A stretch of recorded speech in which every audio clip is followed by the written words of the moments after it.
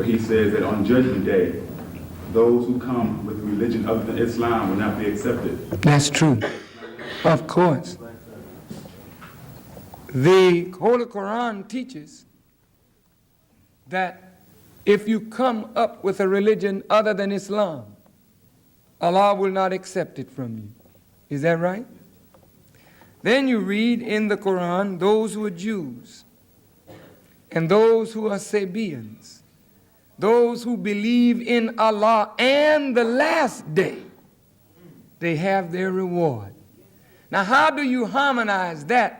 By saying that when I go to a church, I don't try to convert those people to Islam. Then am I then aiding them in destruction if on the judgment, if they come up with a religion other than Islam? No. It's really great when you understand. See, everything that I'm doing, if you study, not just look at the man, but look at the method. There's a technique that I am using to further the work of the Honorable Elijah Muhammad. Now, have you heard the Honorable Elijah Muhammad saying that all black people are Muslims by nature? You heard him say that? I read it. You read it? Okay, you read it. Now, if all of us are Muslim by nature, then you can't convert anybody to Islam. The lesson, the Savior never said convert the people. He said his greatest teaching was accept your own and be yourself. Right. What is yourself? A righteous Muslim. Okay. Now, when I go to church,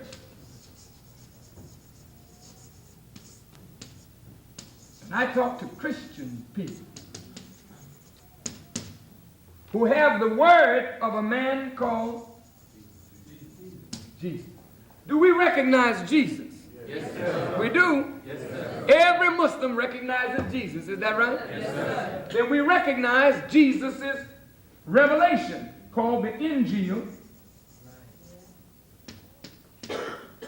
or the good news.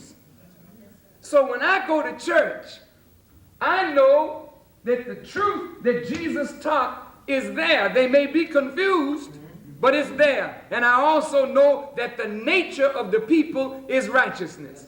And I also know, listen to me carefully now, that when you talk about converting people, you frighten them.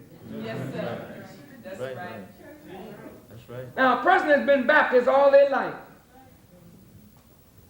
How do you tell a Baptist that's been a Baptist 60 years, come on over, I'm going to make you a Muslim? Now just listen to what I'm saying. They say, Muslim, what is that?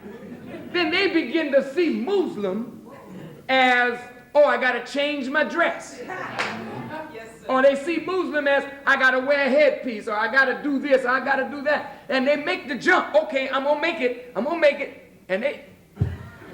And they leap from the church over to the mosque and never quite make it. They're neither this nor that. They're somewhere in between, lost, never have made it. And believe me, brother, Imam Waddin Muhammad proved that many who claim to be Muslims had not quite made it yet. So here's the way I approach it. And I'm telling you straight up, I'm a scientist. Yes, sir. Yes, sir. I'm a scientist. What I mean by a scientist is I look for the best method to get the message over to our people and make them comfortable while you're giving them a message. Once you make people afraid, once you make them think, oh my God, I got to change out of this in order to be that, in order for God to accept me, then you set up all kind of psychological trauma in that person's mind. Yes. I want you to know you're already accepted by God.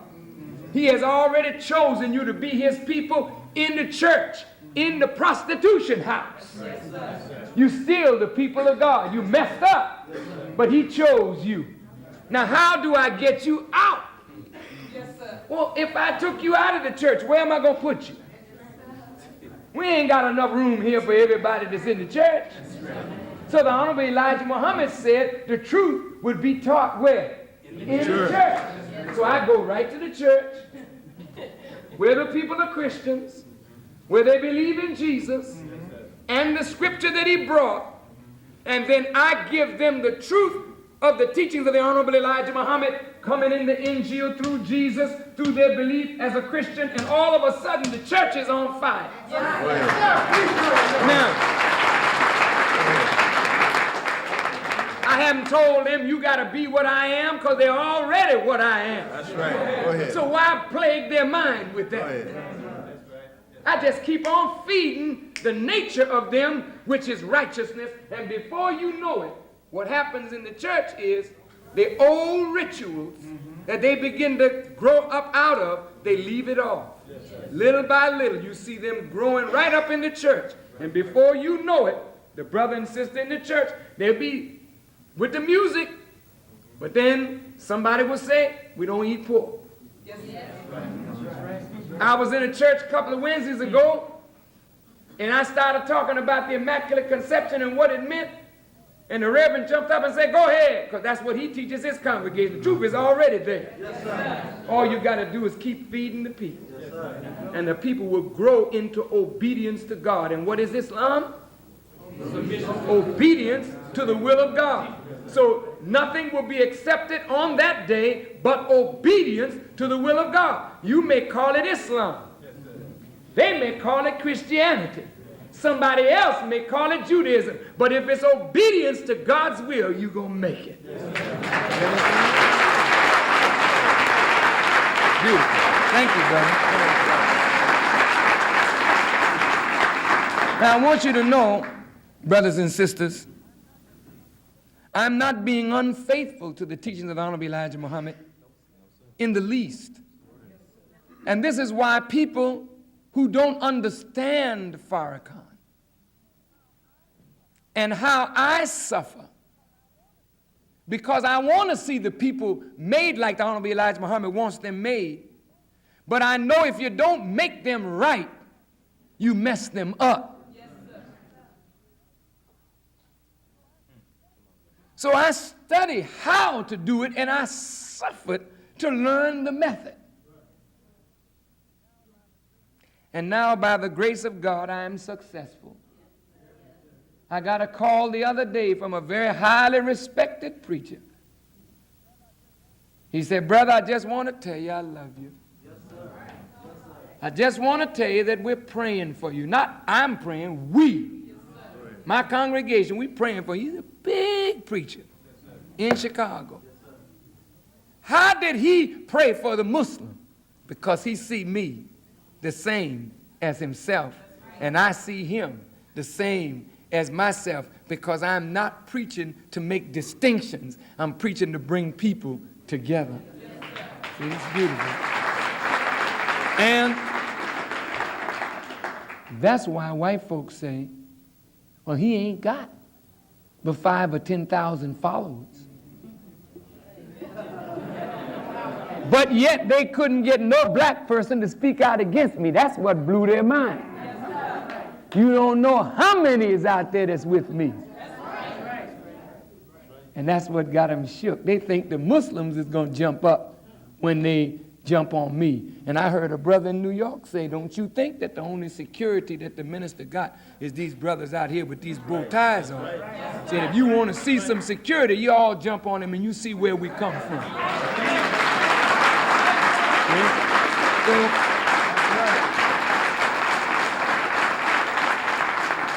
And I think that's the only way to talk to our people today. Not make them uncomfortable with where they are. Take them as you find them. Teach them as you find them. Don't try to make them think that there's something wrong with them to make them think that there's something so right with you. And I feel that every one of you that I've been blessed to share knowledge with, if I meet you in the church next week and you are happy there, stay there. Just come get the knowledge and go back. Come get the knowledge and go back. Share it with your brothers and sisters. You don't feel comfortable wearing a long dress? Wear what you got on. Understand? It's all right. Just come get the knowledge, take the knowledge, and use the knowledge. As time goes on, you get it together. I mean, look, it ain't no big thing. Ain't no big thing now. Just be comfortable, brothers and sisters. You ain't got to strain. And you can't get these young men to join church where the preacher's acting the fool and dancing and cutting up. And these young people saying, man, I ain't for that. See, they're not for that. But these young men, all they want to know is where the strength is. They get the strength, and they're coming up to take care of business. Young women the same. After a while, the church is going to be just like that. It'll be the church of Christ, and it's going to be a very militant church. The men in the church are going to be strong, brother. They ain't going to be that old broken wrist stuff. All them cats with the broken wrist, they get him behind the door here. And when you see him the next time, his wrist will be in a sling.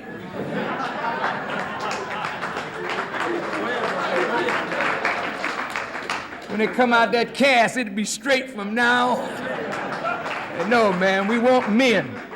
And I'm not saying anything against you if you have homosexual tendencies, brother and sister. Look, it's all right.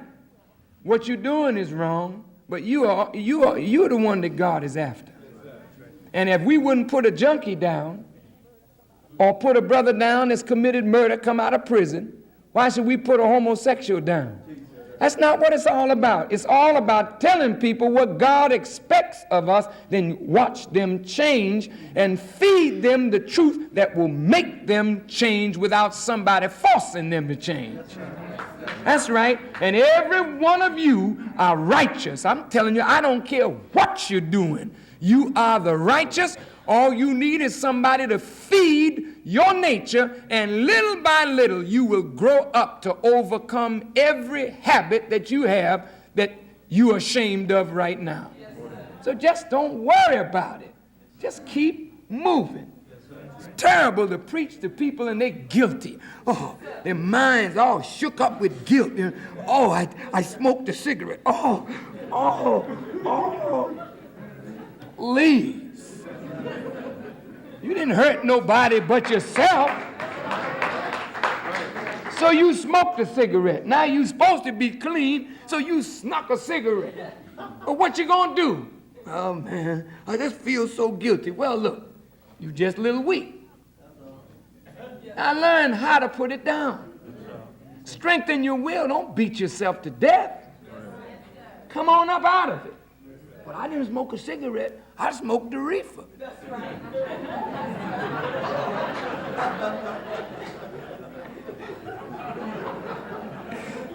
It's the same principle. It's the same principle. Look, the things that are not good for you, you and I need to develop the strength to put them aside. You can't put them aside without the strength to put them aside. The strength doesn't come from running out of the temple. The strength comes from hearing the truth that strengthens your will to resist the thing that you know is harmful to yourself. And after a while, you will get so strong, brother, that a man can come in your midst with a pound of coke. Yes, sir. Put that coke down and say, have some. And you tell them, look, I don't deal. I just don't deal with that no more. And when you get that kind of strength, people will look at you as though you're crazy. But I mean, you could put 10 pounds, 100 pounds, 1,000 pounds around me. I would sit on it. I will never use it by the grace of God. And I would never, even though it's billions of dollars there, I wouldn't sell 1 ounce. Not to you, not to anybody. I love for you what I love for myself. And it ain't worth all that money to see your life messed up. It ain't worth nothing to me. See, I don't put no value on coke. My value is on you and your life and your children and the future of us as a people. That's what we must learn to value. Value yourself, value your people, value truth. I give my life for that. Value liberation. Don't value coke and a cigarette. Silliness. So you get the strength to put it down, and if you're not strong enough yet, you keep coming. You get the strength. And don't worry about it. If you're doing it, don't worry about it. We're not doing it. Hang out with us. We'll help you get strong. You can't hang out with weak people if you want to get strong. If you want to get strength against some bad habit that you got, go find people that are not doing that and hang out with them, and pretty soon you'll get the strength to put down the bad habit. Okay? May God bless you. Oh, sister, way in the back. Yeah, I did see your hand. Yes, sister. Walaikum salam. Is the proper age for young sisters and brothers to consider marriage? What is the proper what? Age. Yes. Well, there are some sisters who can consider it younger than others because they're mature. I don't think you should consider it too young. Some people that are 18 should consider it. Some that are 40 should not.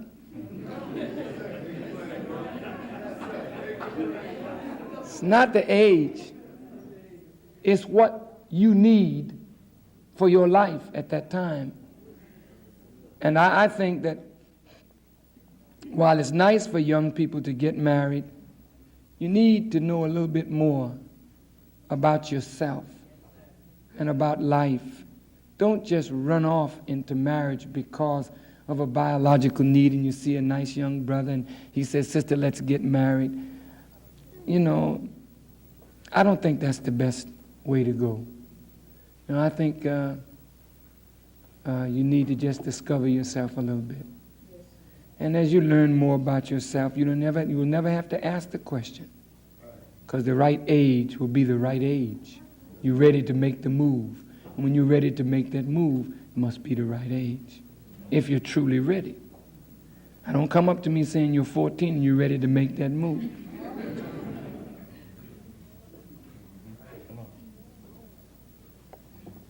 Grow in knowledge. And when you grow in knowledge, you grow in the strength and maturity to make you able to make that decision whenever that time comes. Okay? That's it. All right. I forgot you? I'm sorry. I'm sorry. I just wanted to express my love for you and my mother's love and those who I have converted, so to speak, over to you, who have, your image has been distorted through the media, and people have called you racist and some everything else, and I said, you don't know the man. That's and right. I responded to that on Sunday Morning Live, and I think the brother had said he was just overjoyed when he heard some of the people calling in, and I just so happened to be one of those people that say they do not know the man. They have not come down here. They passed judgment on you and have not even seen you, heard you, only what the media, only certain things that the media has portrayed of you. And one other thing, I followed you around quite a bit, and you must see the array of photos that I have of you and some of the things you're doing. Thank you.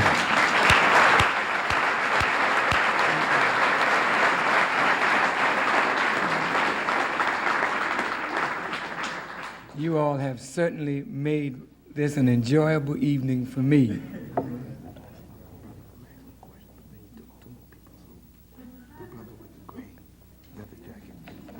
Where? Brother, I stopped before with the gray leather jacket. Yes, sir. Oh, praise is due to it. Oh, very good. Thank you. Thank you. Yes, ma'am. This will be the last one now. Sister begged me. She said, just one, just one. Yes. Walaikum salam. Mr. Farrakhan, I want to ask you, In marriage, do you marry? I mean, do you marry? No, I have not done that. I can, but I have not done it in a long, long time. And the reason I don't marry, honest to goodness, I get tired of asking people to say vows and then 6 months later I turn around and they are, it's so nice for them to have Brother Farrakhan marry them because they think it's great honor, I guess, and privilege Minister Farrakhan married us, but it doesn't make me feel good. If I ask you to say certain vows and ask you beforehand, is this what you really want? And you tell me yes, and then a few months later I hear that you all are divorcing each other, it hurts. And so I think I've said about 3 or 4 marriages in about the last 7 or 8 years, and I think 3 of them ended up in divorce. So I said, I'd rather bury, because I know you ain't lying then.